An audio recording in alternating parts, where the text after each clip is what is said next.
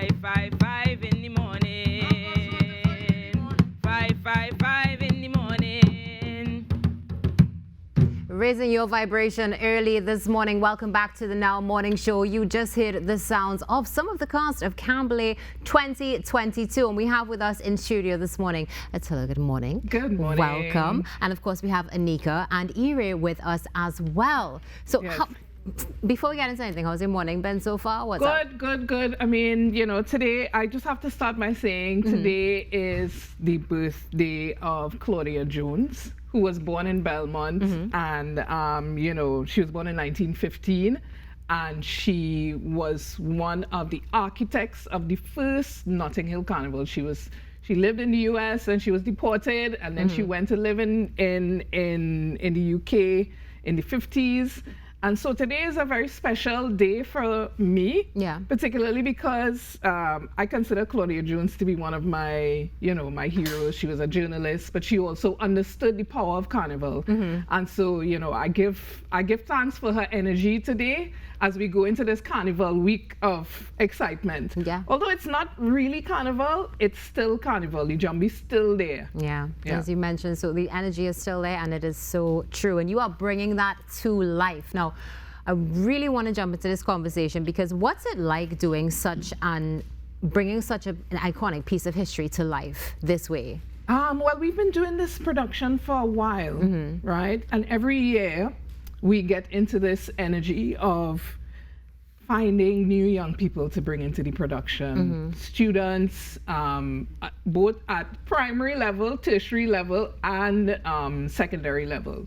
So we always have an influx of students. We always have an influx of people who are just interested in the story and want to be part of the experience. And so, you know, every year we go through this thing about bringing more people into knowledge about the story of the 1881 Kambule riots. Because unfortunately, the story is not told.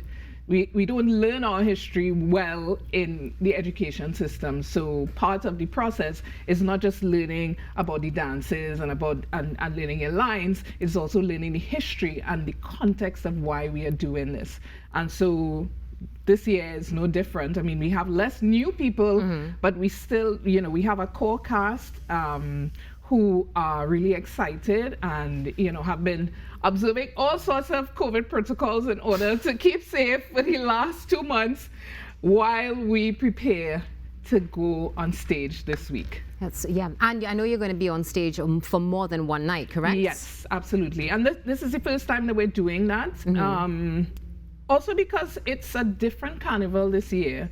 And there's usually like so many things happening during the carnival week. It have pan, it have kaiser, it have stick fight, ting, hundreds of events that happen in the space of a week. And this year there's a little bit of wiggle room.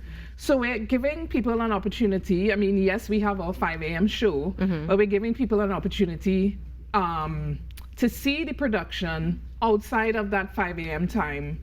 The 5 a.m. time is very special and sacred to us, but there are also other opportunities for people to see the production on Friday night at 8 p.m. and on Sunday night at 11:30 p.m. So we go into Juve morning. It's going to be great. Now, one of the things we really wanted to touch on is it's come out now that the NCC has actually cancelled Kambule, but there has been some sort of confusion as to whether or not it's you, whether or not it's something separate. A quick summary, if you want to. I mean, you know, NCC has their program, and, you know, we were always prepared to do Kambule regardless of what NCC had on their program. So we always knew that we wanted to do the production. After we started planning and booking our events, we were approached by NCC to do the event. And then that was on February 5th. And then I think on Friday night, we were told that that event that we were planning to do at 5 a.m. in the Savannah had been canceled. But because we were already in the energy of preparing our production, we said we would still do the 5 a.m. show at our venue at Napa Car Park. So 5 a.m. is still on. Kambule cannot be cancelled. No, it cannot be cancelled. You Agreed. cannot cancel the spirit of resistance and renewal and joy in Carnival.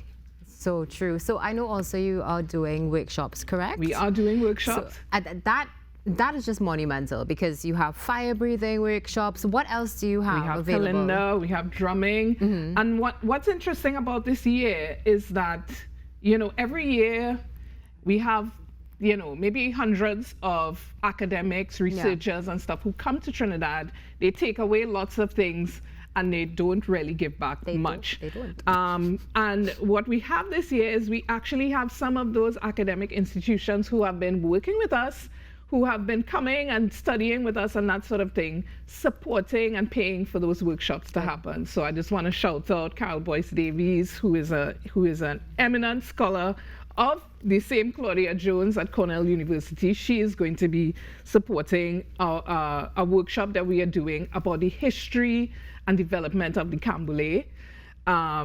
Then we have the Music Education Center at Gettysburg College, which is going to be, they are supporting a workshop on drumming.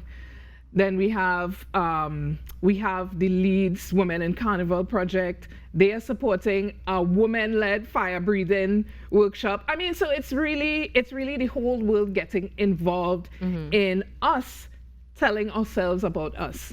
And we're really, really excited about that. I can see the excitement and I can understand completely because at the end of the day, this is our culture. This is how we learn. Absolutely. And as you mentioned, it does get taken away and we don't always get everything back. So that's why we need to come together now and learn something more about it. Now, absolutely. I got so excited. I lost my train of thought. I lost my train of thought. I just want to throw in another Claudia Jones quote there, which is, a people's art is the genesis of their freedom.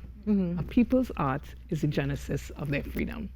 And Kambule is certainly about introducing a people to their art, to why people stood up in 1881 against colonial forces to defend their culture.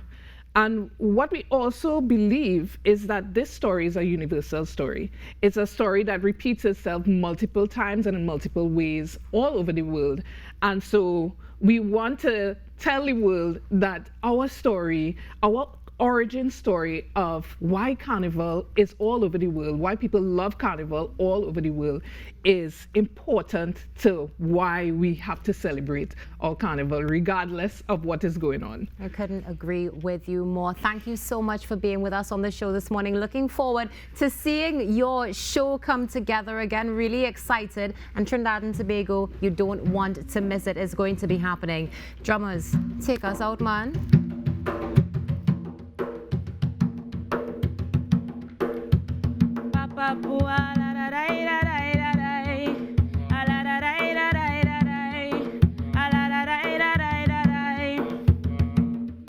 Call me Shantwell or Kaisonian, I fulfill the same function. It's part of we tradition. You can trace the Africa land, political and social matter, scandal and even laughter. I sing in, we feel it.